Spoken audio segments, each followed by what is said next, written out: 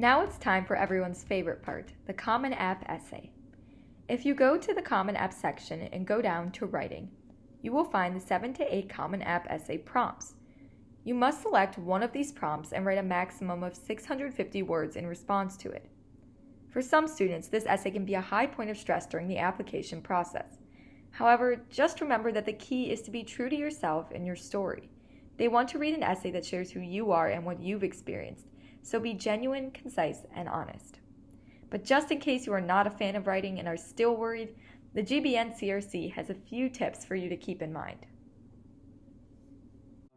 First of all, the role of the essay is simply the opportunity for you as the student to let the college know a little bit about you, to share with them your story, whether it be your academic story, whether it be a personal story, whether it be something you've learned from a specific event or activity that you've been involved in.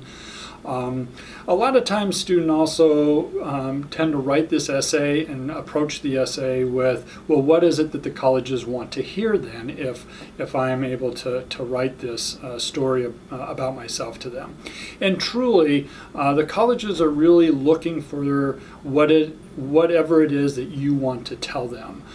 They have your grades, they have your transcripts, they have your ACT scores, they have letters of recommendation. This is your opportunity to tell them a little bit about yourself. We define the essay in 3 different categories, 3 different types of essays. The initiated response essay, where the college is asking you to respond to a particular prompt. For instance, there's one from a university that opened up a brand new library, and their question was, what one book would you want to see on our shelves? Well, in answering that question, that initiated response about that book, we would want students to make sure that about 3/4 of that essay is talking about who they are as a result of reading that book. What impact did that book have on them? Then we'd want the student to spend about 1/4 of the essay kind of sharing what the book was about. In the end, you don't want it to be a book report, but you want it to be about yourself. The second type of essay is the open-ended essay, and this is the one that causes a lot of stress and anxiety because, as I mentioned earlier, I think a lot of students have a tendency to try to second guess what the colleges want to hear, and truly it's an open-ended question because they truly want to hear what you have to tell them. And then the third one is what we call the student-initiated essay.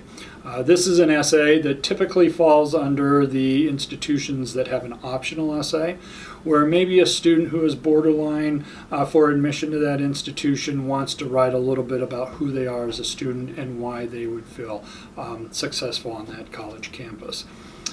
In the end, we think the biggest piece of advice for students while writing the essay is to have fun. Spend some time exploring what your interests are, what your hopes are, what you want to convey to that college via that essay, so that when they put that essay down, they have just a little snapshot of who you are. It's not going to be your biography for 17 years, but it's just going to be a little bit of a snapshot of your interests or what activity has made an impact and who you've become as a result of that impact.